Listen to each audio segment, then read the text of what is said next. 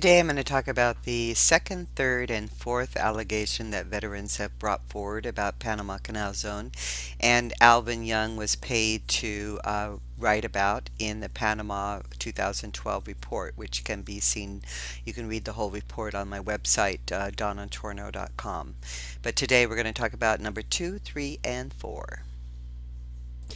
In Alvin Young's report, Investigations into the Allegations of Agent Orange in the Canal Zone and Panama in 2012. In Alvin Young's report on Allegation 2 from the veterans is that Agent Orange was shipped to Panama 100 to 200 drums in 1968 to be evaluated for its effectiveness in jungle vegetation for use in the war in Vietnam. Alvin Young's findings, quote, an extensive search of historical records did not verify the testing and evaluation of Agent Orange in jungle areas of the Canal Zone or Panama. Our findings of fact tell a different story. Sworn testimony regarding miscellaneous publication number 16 from the proceedings of the Third Defoliation Conference on August 10th and 11th in 1965, which is tab 8, volume 1 in my IG request, and it is sworn testimony of Mr. Charles Bartlett, who was a Detrick employee, stating just this fact.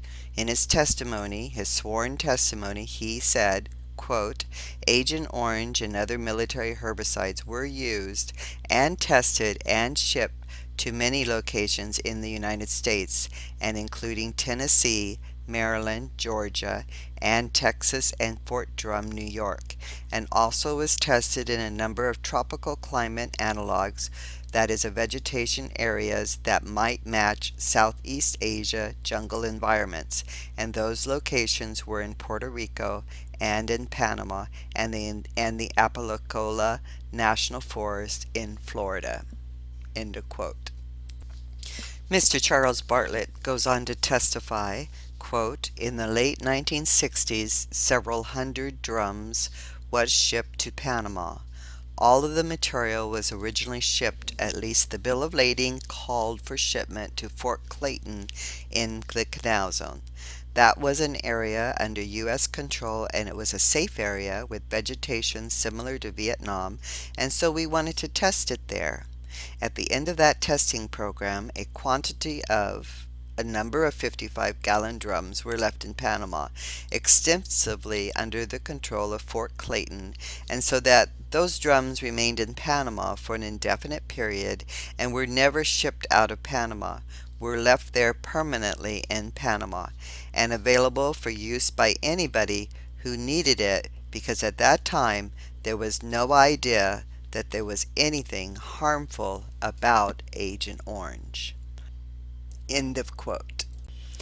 Allegation 3 in Dr. Alvin Young's report, coming in from the veterans, the excess drums of Agent Orange remaining after tests and evaluations were completed were left behind and used casually around various military installations in Panama for the control of weeds and shrubs.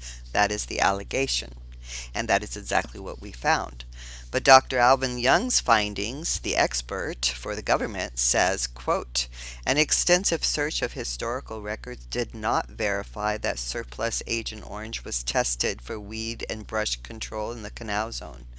Records were found of the routine use of commercially available herbicides for unwanted vegetation control around military installations. The uses of these commercial herbicides were in accordance with the directives of the Armed Forces Pest Control Board. End of quote.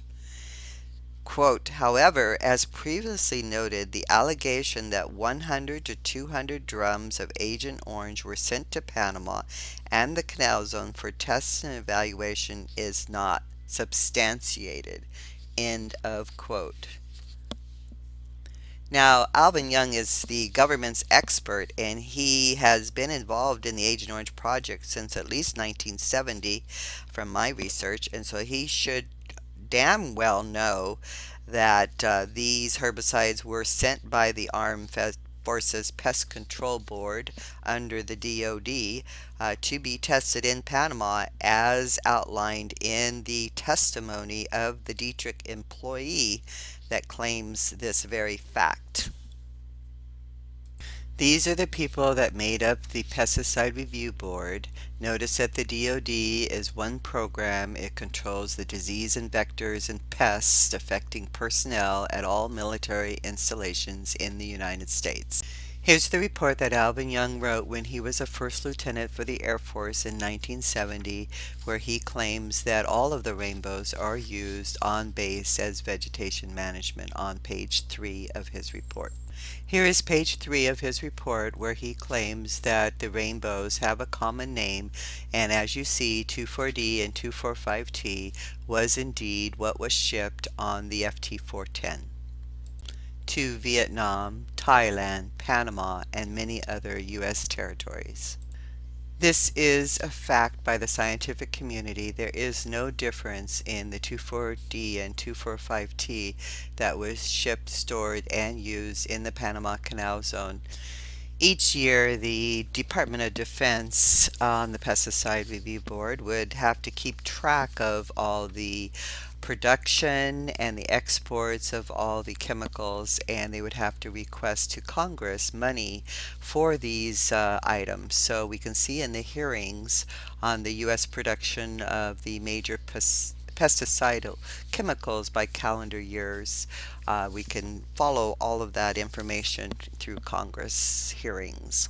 With that DoD production report to Congress in 1960,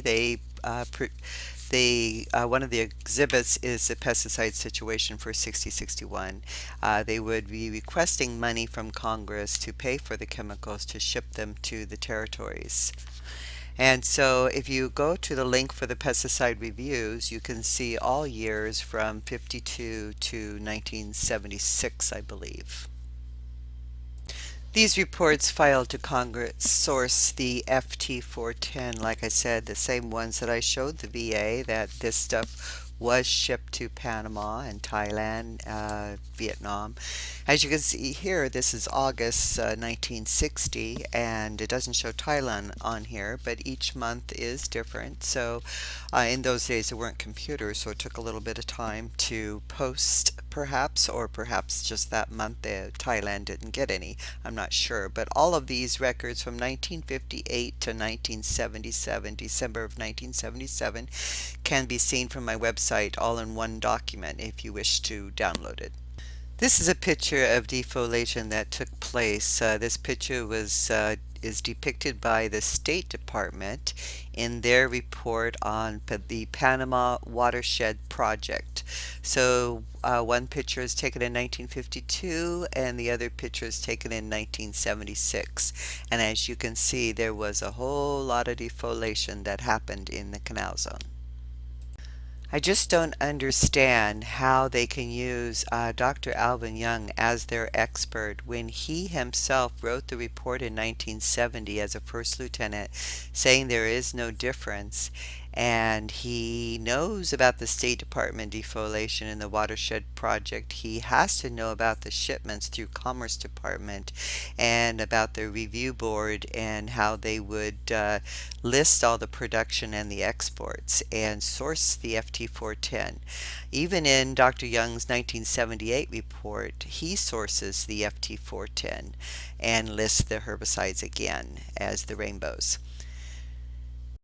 In the very least, the veterans deserve to know what it was that was shipped to the Canal Zone, and based on all the information from the GAO and other sources, it appears that we were in fact exposed to dioxin and we deserve to be heard. Of course, since I've submitted this request to be investigated in 2018, nothing much has happened, except that I am now on the board of directors for the Military Veterans Advocacy, led by Commander John Wells. And I ask that each of you, if you were in Panama and if you think you were exposed and have a disease, I ask that you support us, even if you don't have a disease, if you can support your brothers and sisters who do and who are suffering. doing. Go to the Military Veterans Advocacy website and join today. It costs $25 a year to support us. We all work for nothing, but we do need money for travel to DC and fight for Panama. I appreciate it very much. Thanks a lot. And while you're on the MVA website, take a look under the tab called Projects and then click on Panama. You can also click on other areas that the MVA is representing. But if you click on Panama, you can read this letter that Commander Wells has submitted to the Secretary of the Veterans Affairs along with a lot of my research, and requesting that Panama be put on the list as a place where Agent Orange, aka Agent Orange or Purple, depending on the year, 24D or 245T, the dioxin that contaminated all of us or could have, it was located. We are still waiting for an answer. Well, I want to keep these to about 10 minutes, so I'm going to end it for now, but tune in next time for allegation number 5 of Dr. Alvin Young's report on Panama.